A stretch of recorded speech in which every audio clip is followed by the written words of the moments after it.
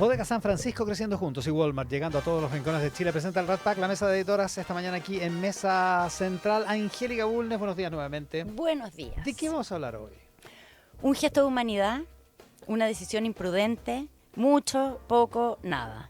La sorpresiva decisión de retirar a los agregados militares de Israel en medio de la crisis en la Franja de Gaza no ha dejado conforme a nadie acá en Chile en medio de un debate político que está totalmente tensionado por las elecciones de fin de año. Pero vamos a tratar de entender qué hay detrás de lo que pasó y para dónde va. Paula Comandari, buenos días. Buenos días. ¿De qué vamos a hablar hoy? Vamos a hablar sobre el proyecto de aborto con plazos que el gobierno presentó ayer.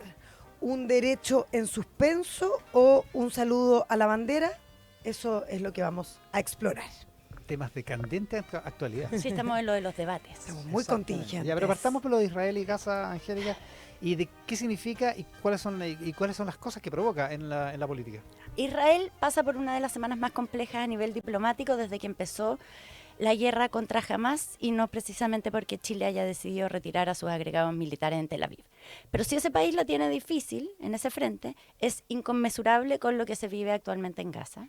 El 2 de marzo pasado, cuando expiró el cese al fuego, Israel no llegó a acuerdo con Hamas sobre la entrega de rehenes. El gobierno de Benjamín Netanyahu detuvo la entrada de todos los bienes a Gaza: alimentos, benzina, productos básicos, remedios.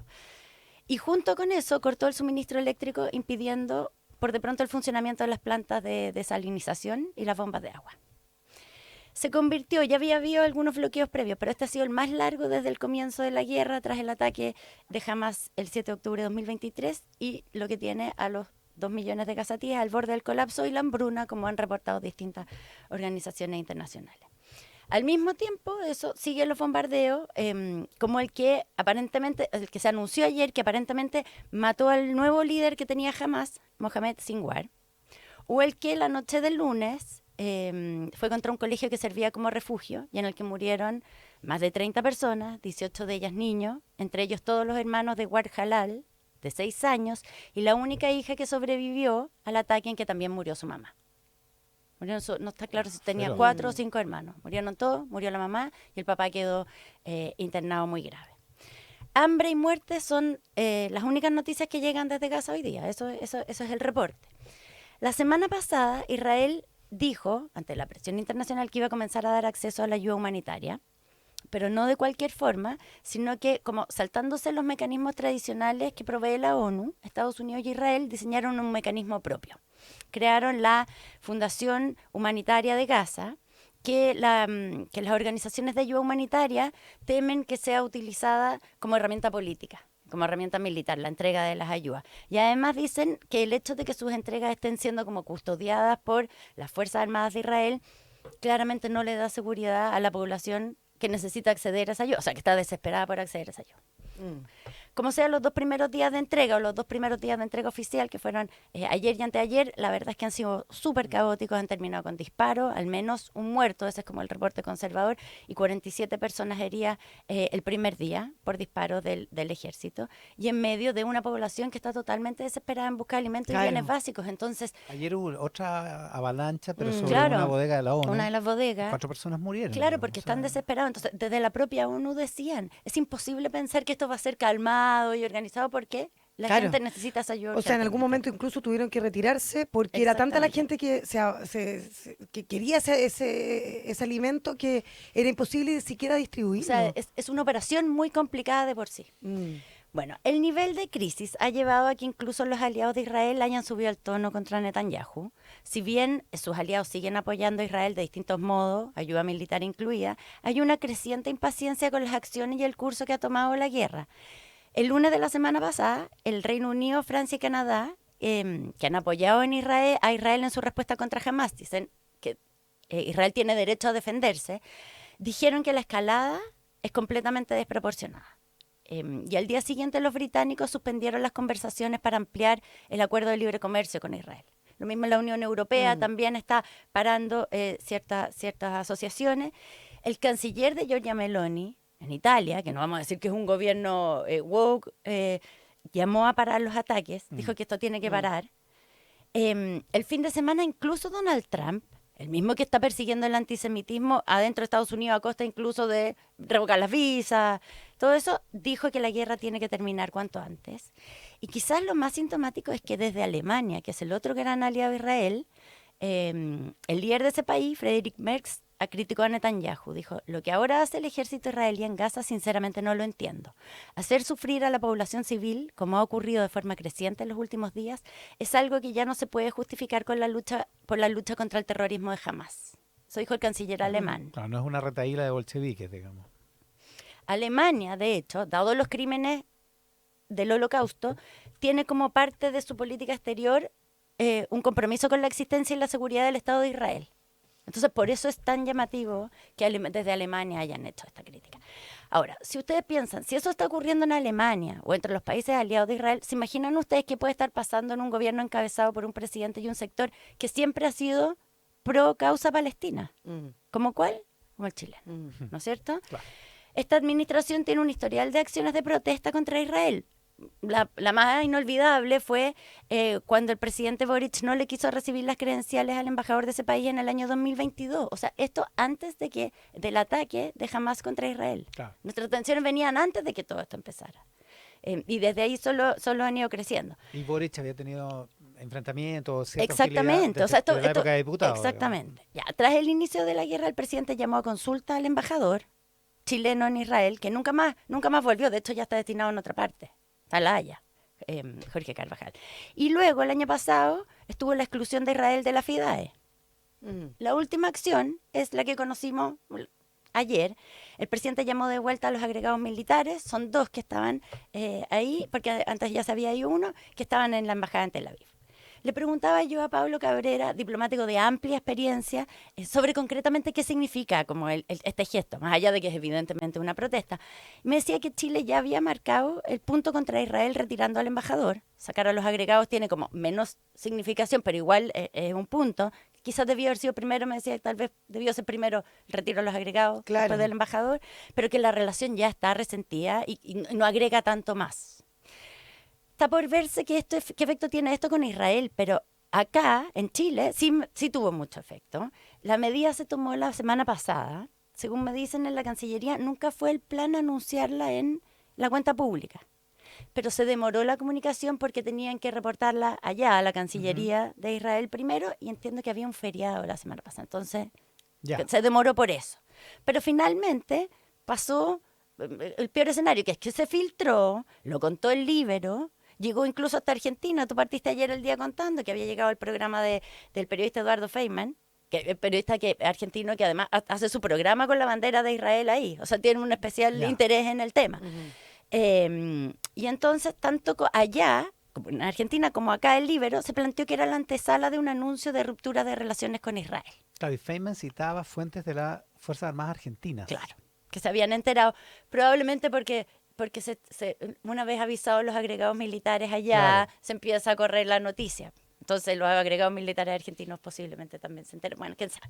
Ya, pero es cierto eso. Está en la agenda la posibilidad de cortar relaciones con Israel. Bueno, gana al presidente y algunos sectores que lo acompañan, el Partido Comunista, el Frente Amplio, no le faltan. Ayer tú conversabas con Janet Jara, candidata al Partido Comunista, y decía que si ella fuera gobernante, ella suspendería. Ya, tampoco le faltan ganas a sectores de la comunidad palestina que sabemos que es grande e influyente en nuestro país. No a todos, pero hay mucha gente que quisiera cortar relaciones y por eso la presión es y ha sido fuerte. Sin embargo, el presidente en relación a Venezuela fijó una posición distinta. No quiero comparar los casos con Venezuela, pero tenemos también una situación con Venezuela. Las elecciones que no fueron transparentes, el presidente las ha criticado. Echaron a todos nuestros funcionarios diplomáticos de la Embajada de Venezuela y además la Fiscalía cree que vinieron a matar a Ronald Ojeda acá a Chile. Entonces, pero en ese caso, el presidente, cuando se expulsó al personal diplomático chileno, dijo: Chile jamás será un país proclive a romper relaciones con nadie. Las únicas veces en la historia democrática que Chile rompió relaciones diplomáticas fue en el año 43 con la Alemania nazi y con Japón. Y una de las razones por las que se evita romper relaciones es porque esto puede terminar siendo sumamente costoso para la población de chilenos los chilenos emigrantes en el Claro. otro país. Por eso es que la Embajada de Chile sigue tratando de funcionar como sea en Venezuela, porque la población chilena, lo mismo en Israel. O sea, es una medida que es complicada, tiene muchas consecuencias porque puede dejar a la gente, a los chilenos de manera muy vulnerable.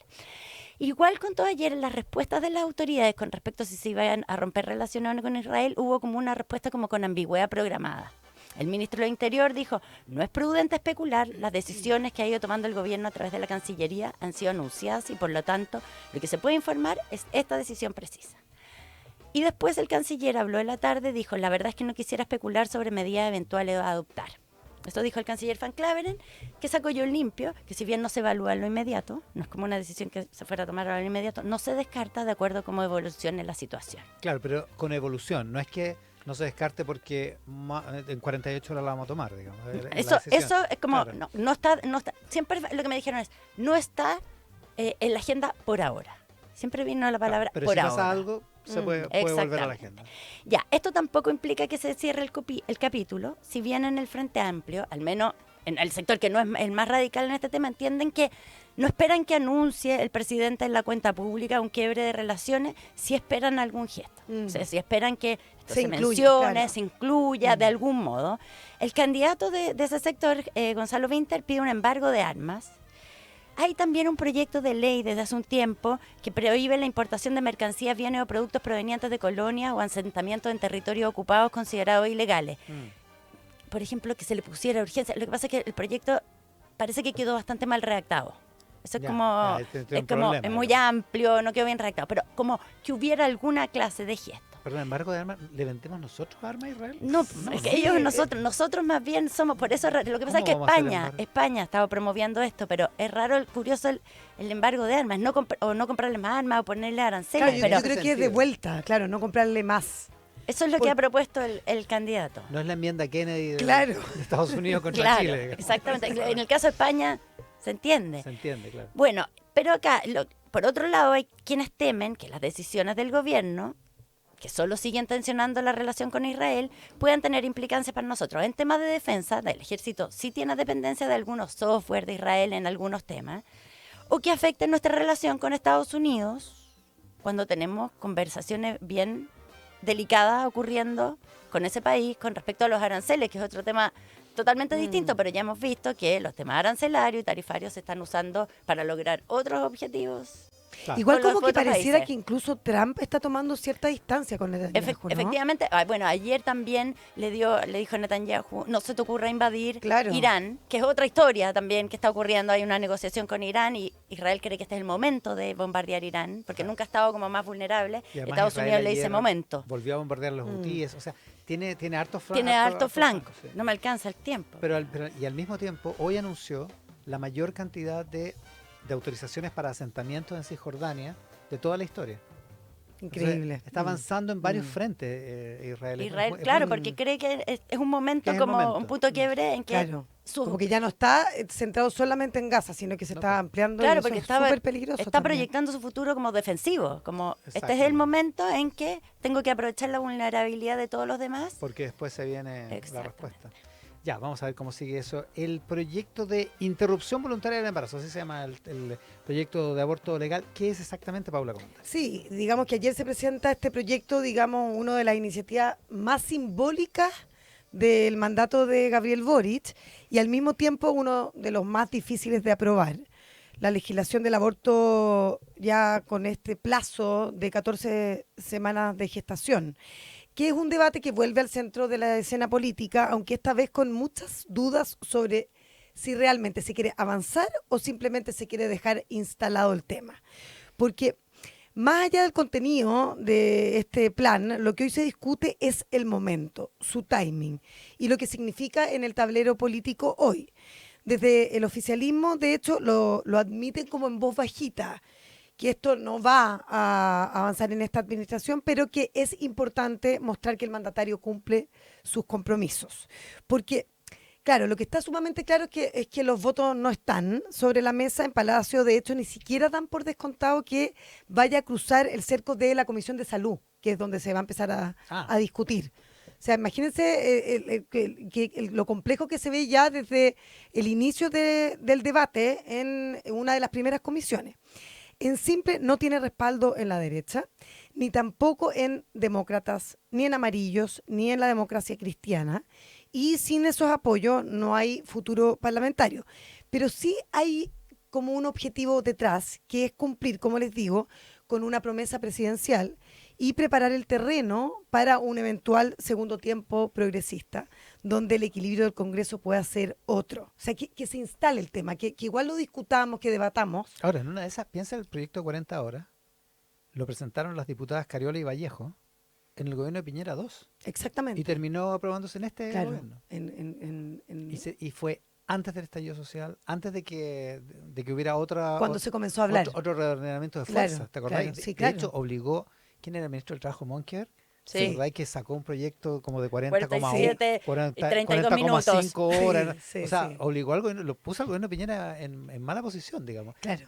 Mm. O sea, se empezó a generar esa discusión. Y 4 o 5 años después Se- se hizo ley. claro. En el siguiente gobierno. Claro, yo te diría que la apuesta apunta más bien a esa dirección. La ministra Antonia Orellana lo dijo sin rodeos, la verdad. Nuestro país merece debatir esto, aunque fuentes oficialistas lo que me indican es que esta es una iniciativa más bien de ella y que ni siquiera Salud le ha dado tanto bombo. Si bien obviamente escuchamos a la ministra Aguilera, a la Jimena Aguilera, los riesgos sanitarios que produce esto de que hayan abortos ilegales y que la orden al final, porque uno reporteó ayer, y cuando uno pregunta en salud, decían, no, vaya al Ministerio de la Mujer. Como que en el fondo el detalle La está vocería allá. está allá. Es allá. Claro, allá. claro. Igual Jimena Aguilera dijo ayer que provocaba 20.000 hospitalizaciones Sí, al año, sí. los abortos clandestinos. Claro, más bien Igual es N, pues, es 20.000. mucho, sí, pues. no, y las muertes que hay ligadas, vinculadas, que no tuvieron una atención digna, Claro. segura, limpia, etcétera, etcétera. O sea, hay mucho de eso puesto allí.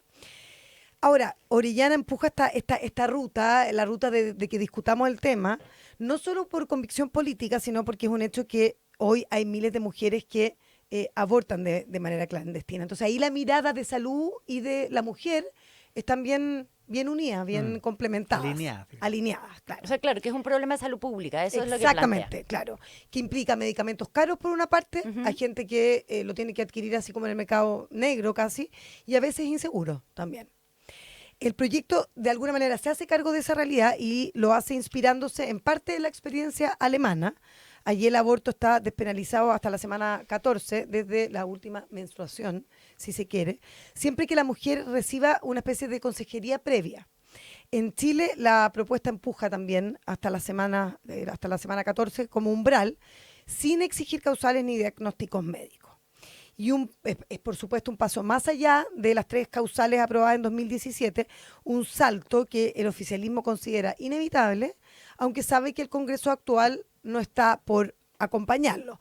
Más o menos lo que dice el senador Ricardo Lagos Weber, que esta es una iniciativa real, que como país estamos en condiciones de debatir toda esta problemática, pero que su tramitación legislativa es de incierto pronóstico. El proyecto mantiene varias cosas respecto del proyecto de 3 causales.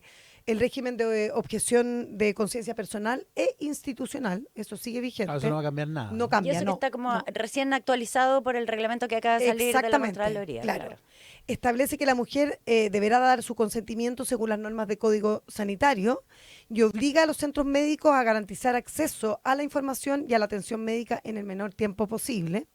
Porque, según el gobierno, esto no se trata de fomentar el aborto. Es curioso, fíjense que hay países en que se ha establecido un aborto bastante más amplio y no han subido los abortos como se piensa o se proyecta o algunos quieren instalar. Y Ahora, eventualmente puede subir porque hoy día en rigor Claro, no porque una sabemos la cifra cifra. negra. Claro. Sí, pero en la la práctica, proyección que se claro, hace. porque tú en Argentina, en Uruguay, cuando se legalizó, al parecer esa cifra no aumentó de manera significativa. Ya. Ahora, claro, hay que reconocer que estas cosas están ocurriendo y que es mejor acompañar desde la salud pública que seguir empujando esta clandestinidad, que además tiene eso, que uno no tiene los datos ciertos, etcétera, etcétera. Ahora, el ruido está desatado dentro del Congreso. Hay parlamentarios oficialistas que acusan que esto es solo un gesto de vitrina, un check electoral, una señal para el electorado más duro antes de la primaria. Para la barra brava. Para la barra brava, exacto. Y una jugada para que el presidente Boric pueda decir el 1 de junio, en su última cuenta pública, que cumplió. Porque claro, Bueno, técnicamente claro. lo hizo. digamos. claro, o sea, lo hizo, acuérdense, el año pasado, y este año dice, sí, pues sí, ya lo presenté. El año pasado dijo, vamos a presentar un proyecto. Y lo presentó. Y hoy Lo va a presentó. decir, Lo lo hicimos. presentamos. Claro. eso que se presenta justo la misma semana de la Igual. cuenta Pero- pública. Igual es check. Igual es check, igual es check. Tal cual. Hablaba con el diputado Matías Walker y él lo dice directamente, considera que esto es básicamente un saludo a la bandera. Él encuentra que no hay interés real de debatir este proyecto, lo que quedó, según él, de manifiesto cuando la guinda de la torta ayer, la mayor parte, ¿se acuerda que hubo un punto de prensa que es donde se iba a presentar este proyecto? Sí, pues, ayer en La Moneda. Y a lo que más se le dio espacio al final fue al proyecto de Salacuna Universal, que era como para hablar de todos los temas que implican a la mujer. Y él me decía que el aborto, en cambio, se dejó muy para el final, también como una cosa por cumplir y muy radicado en la agenda de la ministra de la Mujer. Y así lo ven también en el mundo legislativo más allá del gobierno, porque para algunos no es solo que les moleste que se haya instalado este tema, sino que también lo que está en juego, que es como el estatuto de protección al que está por nacer, que está en la Constitución, en el Pacto de San José de Costa Rica, y el temor de que esto se transforme como en una especie de guerra cultural justo antes de las primarias.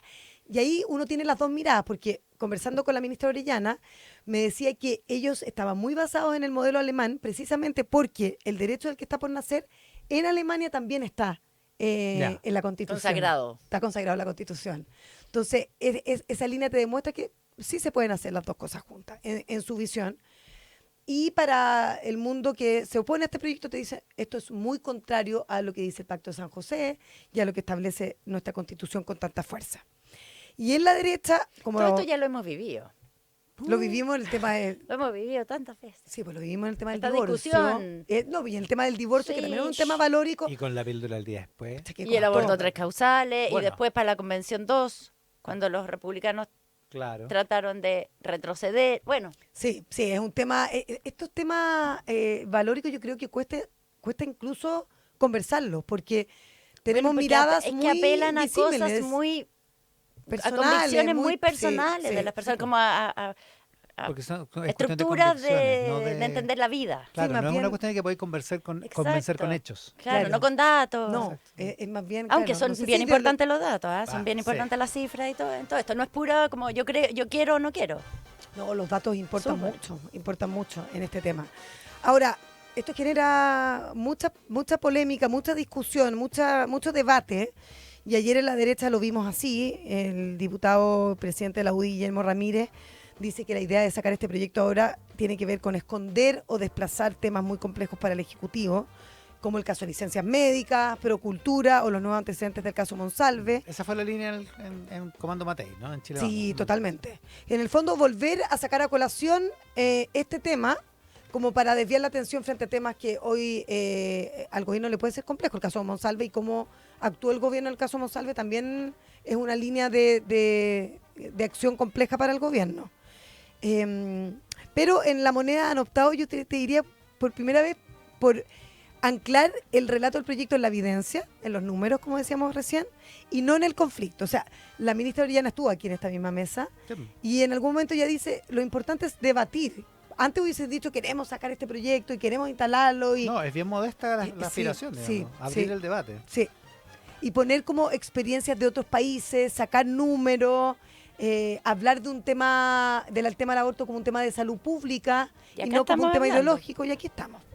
Hablando. Oye, Hablando. 6.249 casos en los que ya se ha aplicado la ley de tres causales, que Desde- no ha desde el pasado inicio tanto de la- tiempo. Desde que empezó. Eso. ¿Qué tal? Sí. Sí, pues, ya va a estar interesante el debate, particularmente después de la cuenta pública el domingo. Aquí vamos a estar atentos hoy, en todo caso, Angélica Bueno. Mira, Hoy día a las 9, los trabajadores de las corporaciones de asistencia judicial, las corporaciones de asistencia judicial cumplen una función bien importante, que es que proveen de asistencia legal a las personas que no tienen recursos para pagarlo. Saben bien todos los estudiantes y abogados, porque están subsidiados por los 6 meses de práctica que tiene que hacer cualquier persona que se quiera titular de abogado. Obligatoriamente. Bueno, pero llevan 60 días en paro. Y hoy día, porque tienen turnos éticos, pero como hoy día van a hacer un apagón judicial, o sea, van a apagar todo. No van a atender. Esto es bien grave, porque hay mucha gente depende de lo que hacen las corporaciones de asistencia judicial. Sí, porque los procesos judiciales no se detienen. Exactamente, Siguen entonces lo que han adelante. hecho es cuando hay apelaciones, siguen trabajando, pese a que llevan 60 días en paro, pero hoy día no van a hacer nada. Ayer le dieron un ultimátum al gobierno y parece que no... y siguió con el apagón, así que no se ha oído padre. Aquí vamos a estar atentos, Paula Comandari. Súper atentos a las 9 de la mañana, un ratito más vamos a tener datos de empleo, vamos a ver si es que tenemos una recuperación de nuestro mercado laboral. Y también respecto de licencias médicas, a las 10:45 vamos a tener una nueva intervención del Colegio Médico y van a abordar el plan de acción desde el gremio para abordar el caso de licencia indebida, que es súper importante porque yo creo que la mirada estaba bien puesta en el Colmet, fíjense, porque han sido tan resistentes a que haya fiscalización, pero ahora este caso les cae encima y de alguna manera Sí, tienen que dar algunas señales, hacer algunos gestos. Va a ser importante que es lo que se Oye, diga. y en temas que nos ocupan en las redes, el que tiene al perro Luciano, el perro Chihuahua, Que lo devuelva. que está secuestrado, que lo devuelva. Vi la nota ayer en Tele 13, sí, impresionante. ¿Viste la cara de malo que tiene el perro de Luciano? Pero Es igual. un perro que se perdió y lo encontró una persona y no lo quiere No devolver. lo quiere devolver Es una porque cosa se muy rara. encariñó. Y parece que el perro Luciano está con síndrome de Estocolmo o algo. ¡Qué Pero horror! devuelvan al perro Sí. Luciano. Devuelvan al perro. Con Angélica Bulnes, con Pablo Comandari en el Rat Pack de hoy, la mesa de editoras. Una presentación de Bodega San Francisco creciendo juntos y Walmart llegando a todos los rincones de Chile. Que tengan un estupendo jueves. Buenos días. Ustedes Buenos también, días. muy buenos días.